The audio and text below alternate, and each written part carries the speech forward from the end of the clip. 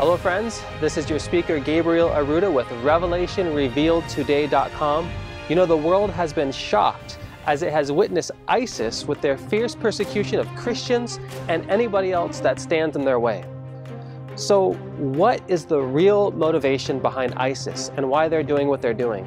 Why is the phrase prophetic methodology written on their paraphernalia, such as their billboards, their coins, and their magazines?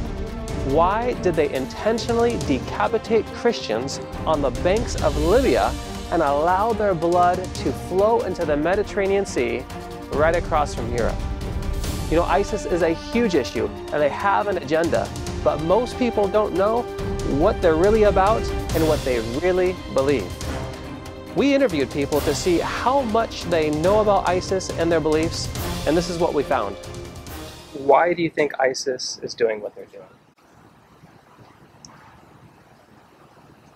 Man, I don't. The disbeliefs or anything like that? No.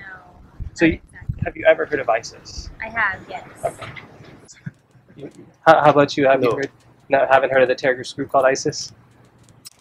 Do you have any idea what's motivating ISIS? Why they're doing what they're doing? It's a big question, isn't it? Yes. Excuse me. Sure. Why do you think they're doing what they're doing? The Middle East, their culture and everything is like that, so it's very difficult to understand them. Do you know anything about the religious beliefs of ISIS? I have no idea. I didn't research any of that stuff. I don't take time. I know it's Muslim. Do you know anything about the religious beliefs of ISIS at all? Not really. And you don't know anything about their religious beliefs at all? Okay. Not too much. Okay. No. Well, why do you think ISIS is doing what they're doing? I don't know.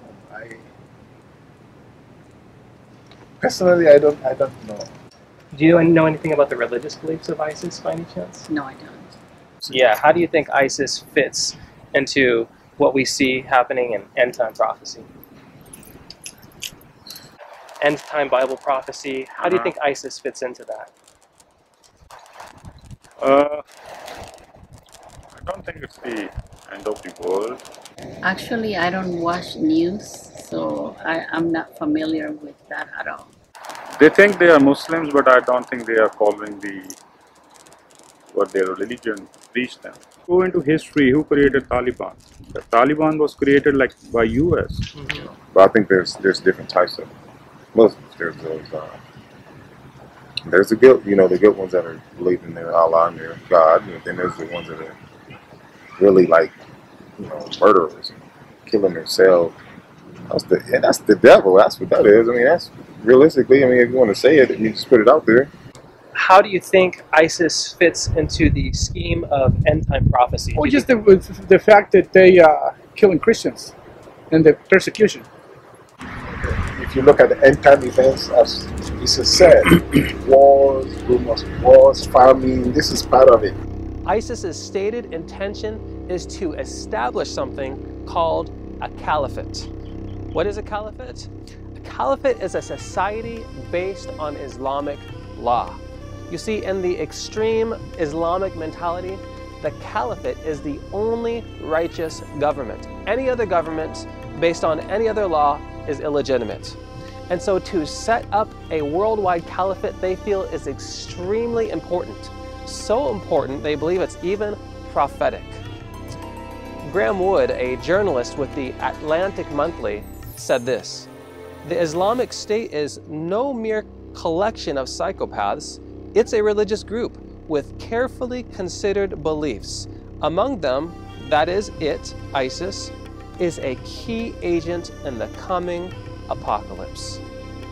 ISIS sees itself as a key agent in the coming apocalypse? Yes, it's true. All of ISIS's decisions are based on something called the prophetic methodology. And they believe that they are a key agent in establishing the new Messianic kingdom. So let's go back to our original question. Why? Why were 21 Christians slain on the banks of Libya while their blood was allowed to run into the Mediterranean Sea right across from Europe. ISIS believes that the final battle between good and evil will be fought in a city called Dabiq. Now, why were those people's blood allowed to flow towards Europe?